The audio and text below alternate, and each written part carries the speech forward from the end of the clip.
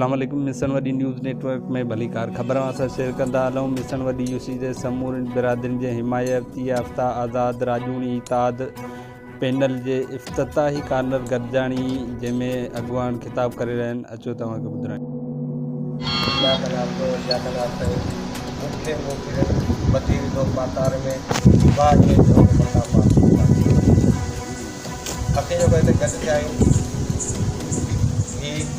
बलदियाती election जे करे ऐं असांजे कोर्ट जे मसइलनि जे करे चओ त ही बुज़ुर्गनि जो शहर आहे। मिसण वॾी आऊं त कुंड कुर्सी में पूरी सिंध घुमंदो आहियां। मूंखे हुते पुछणु किथां आयो आहियां, मिसण वॾी मां। त मिसण वॾी त पुराणो तइलीमी इदारो आहे।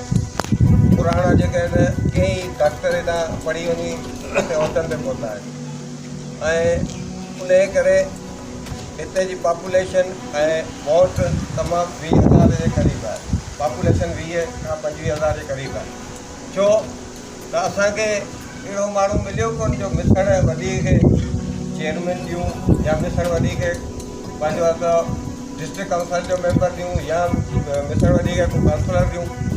पोइ बिरादरियुनि खे किथे घुरायो ऐं उन्हनि खां पुछियो वियो त भाई फलाणो हुते जो बीहे, हुते ॻोठ जो बीहे। छो त मिसण जो हक़ु कोन्हे, मिसण वॾी जो बुनियादी हक़ु आहे। छो त हीउ बुनियादी शहर आहे। मुंहिंजे ख़्याल में 200 साल पुराणो हीउ जेको शहर आहे। हिन में अहिड़ो माण्हू कोन्हे जो सभिनी खे जेको आहे सो इन्हनि खे मिलियो कोन जो इन्हनि खे जेको आहे सो अॻिते अची ऐं हिननि खे हथु कजे।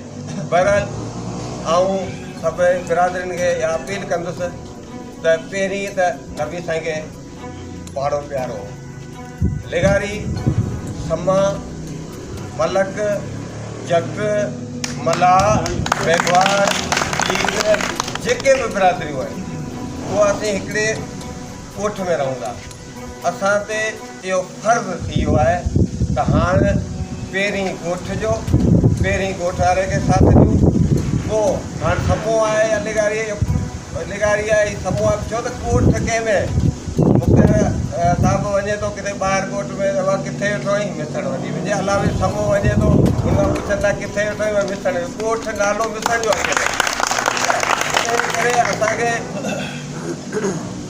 मुतहद थी ऐं हींअर जेको आहे तो मुख़्तियार साहिबु जेको आहे बीठो आहे ऐं अॻे जो फन मूं में एतिरो त कोन्हे, पर तंहिं हूंदे बि हिकिड़ी ॻाल्हि तव्हांखे सिर्फ़ु हिकिड़ी ॻाल्हि थो ॿुधायां।